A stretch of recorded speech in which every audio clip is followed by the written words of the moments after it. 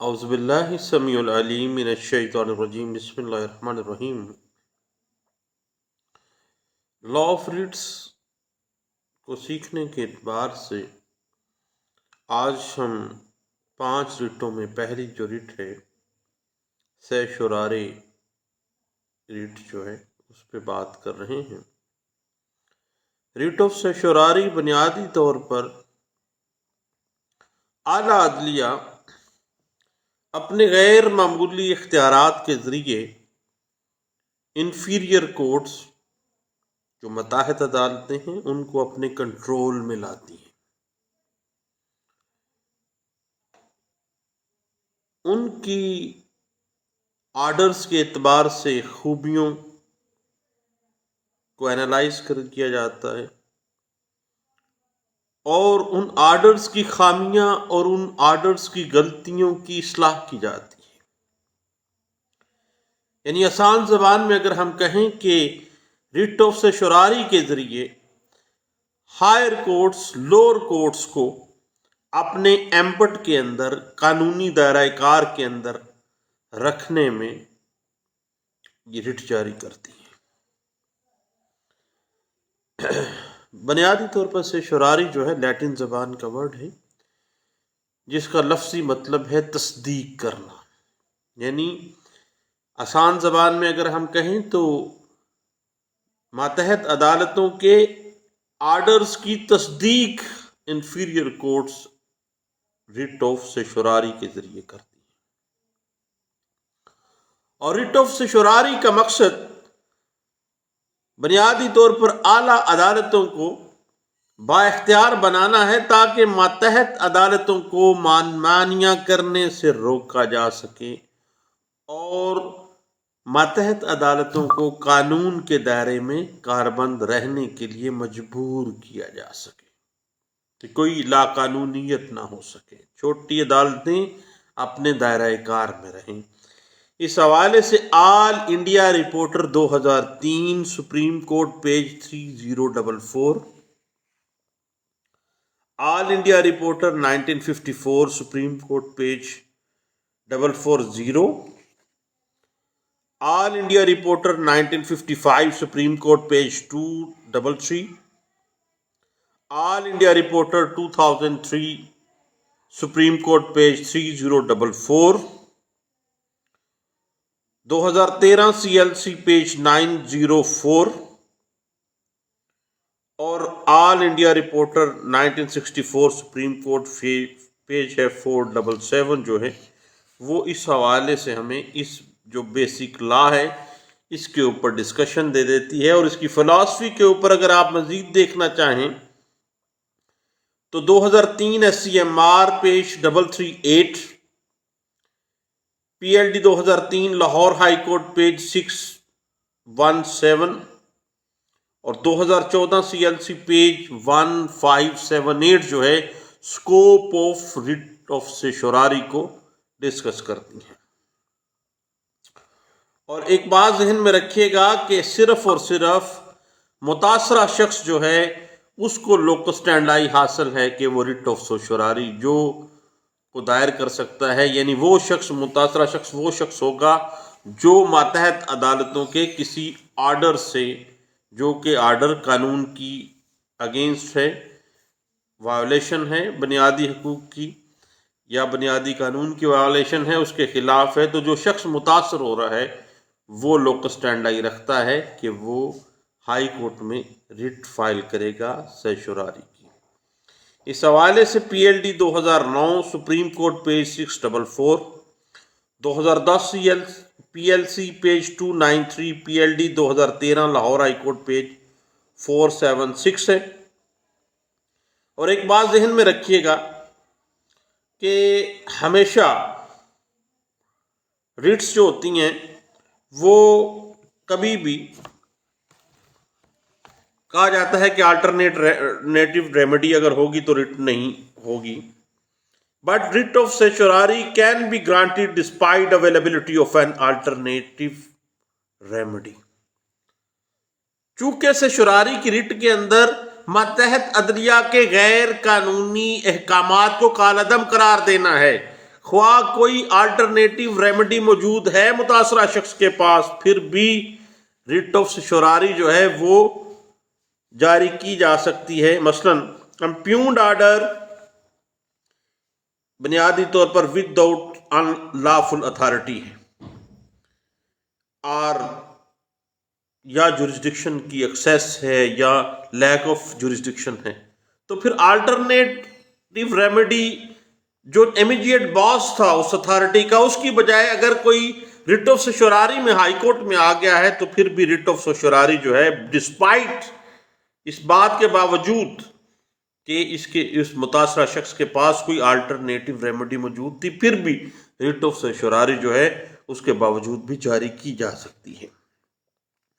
اس حوالے سے دیکھیے گا P L D 2002 Supreme Court page 452 کو، اور 2001 ایم ایل ڈی پیج 1013 کو دیکھیے گا۔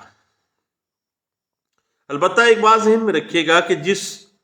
کورٹ کے خلاف یا جس آرڈر کے خلاف، جس ٹریبیونل کے خلاف آپ آئے ہیں ہائی کورٹ میں ریٹ آف سرشواری کے ساتھ، اس ماتحت عدالت کو آپ نے لازمی طور پر پارٹی بنانا ہے۔ اس حوالے سے All India Reporter 1963 Supreme Court page 786، All India Reporter 1969 Supreme Court page 329 ہے،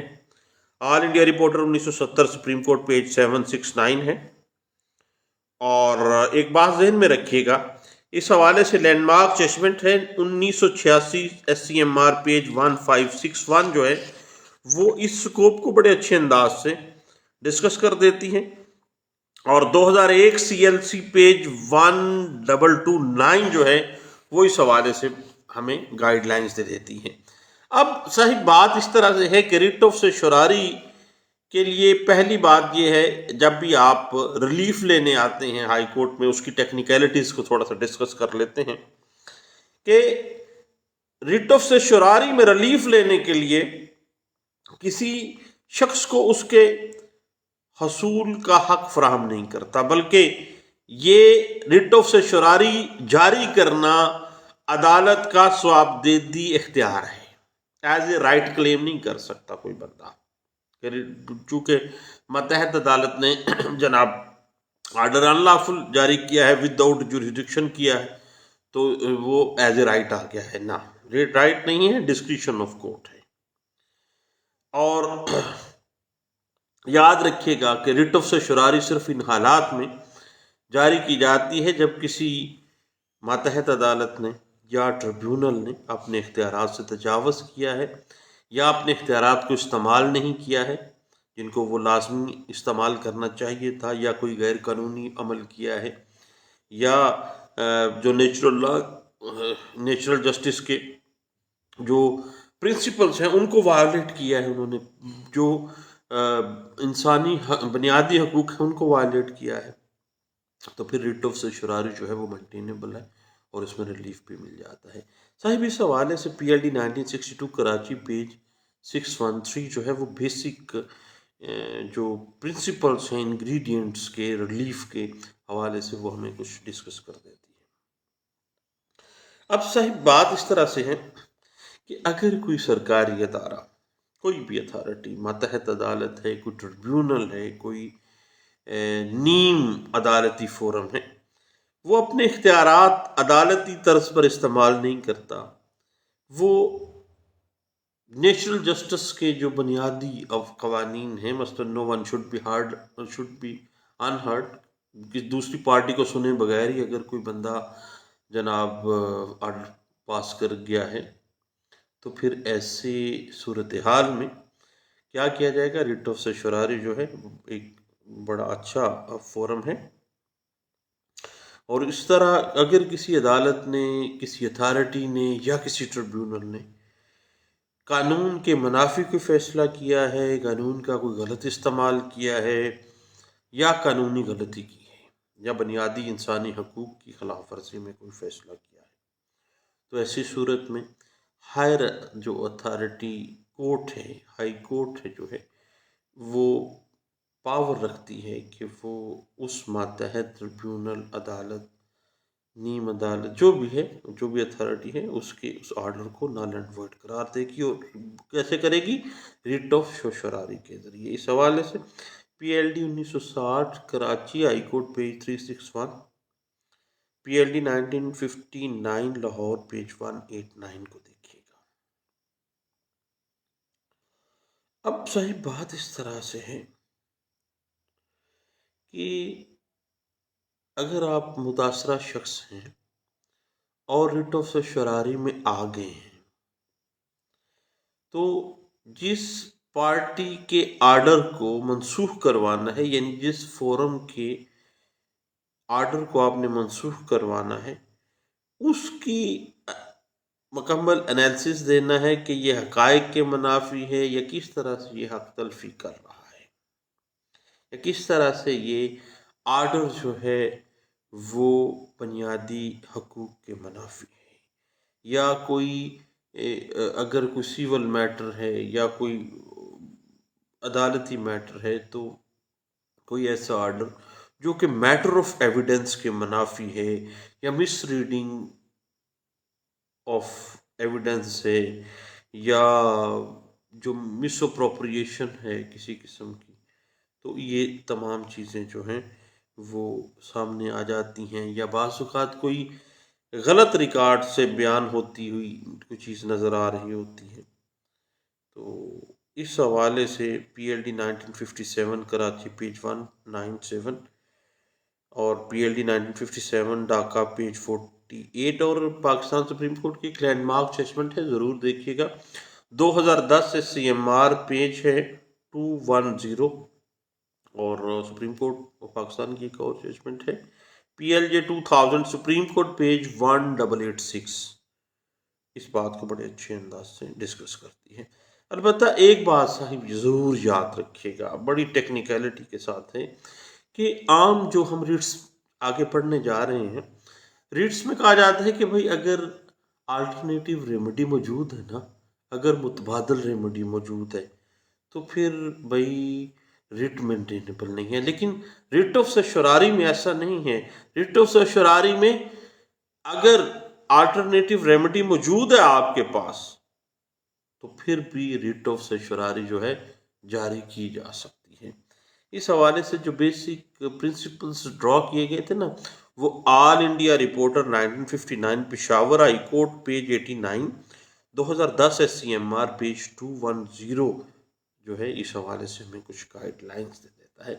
साहिब ये चंद बातें थी रिट ऑफ सर्शरारी के हवाले से। इस पे इंशाल्लाह मज़ीद बात चलती रहेगी। इसके बाद इंशाल्लाह हम रिट ऑफ मैंडामस और रिट ऑफ प्रोबेशन को और फिर हम हेबियस कार्पस को भी देखेंगे। इंशाल्लाह तमाम रिट्स को वन बाय वन हम देखते हैं। मेरे साथ रहिएगा, दुआओं में मुझे ज़रूर याद रखिएगा। अल्लाह ताला हम सब का हामी और नासिर हो। अल्लाह हाफिज़।